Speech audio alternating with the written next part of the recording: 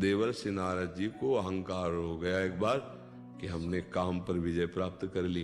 अब वहां से बीड़ा उठाए भगवान शंकर के पास आए और कहा महाराज हमने तो काम पर विजय प्राप्त कर ली।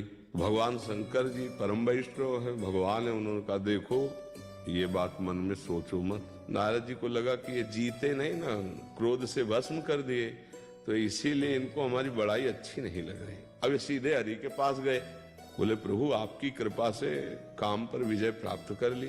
बोले महाराज आपकी क्या बात, आपकी कोई याद कर ले तो काम विजयी हो जाए। नारद जी ने कहा ये तो सब आपकी कृपा भगवान, लेकिन अहंकार अंदर हो कि मैं काम विजयी ऐसा, और जो ही चले सो आगे एक राजनगर की रचना सेकंड में माया ने कर दी। ऐसे ही मन आया कि अब देखते हम भी चल के वहां चले। राजा ने देखा साष्टांग दंड, आओ नारद, आओ जैसे नवीन वधू को सजाया। नारद जी ने जी ही देखा खाली हृदय। अब नारद जी के मन में आया कि अब तो बस किसी तरह इससे ब्याह हो जाए। तो एकांत में गए और भगवान का ध्यान किया। सोई भगवान प्रकट, नारद जी कैसे याद किया?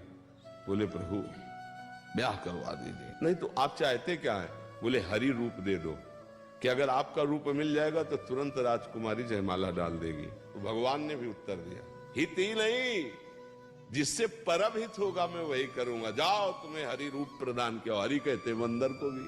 जो ही राजकुमारी ने देखा सोचा पिताजी ने इस बंदर को कैसे आने दिया अंदर, उधर माला ही नहीं लगी। आखिरकार इतने में सांवले सलोने नव किशोर ठाकुर जी पधारे, तो जयमाला डाले और लेके चल दिए। तो उन्होंने कहा अच्छा तुम्हारे मन में जो आता वही करते हो क्योंकि भगवान वो बड़े हो, लेकिन आज तुम्हें मैं दिखा के रहूंगा मैं नारद हूं।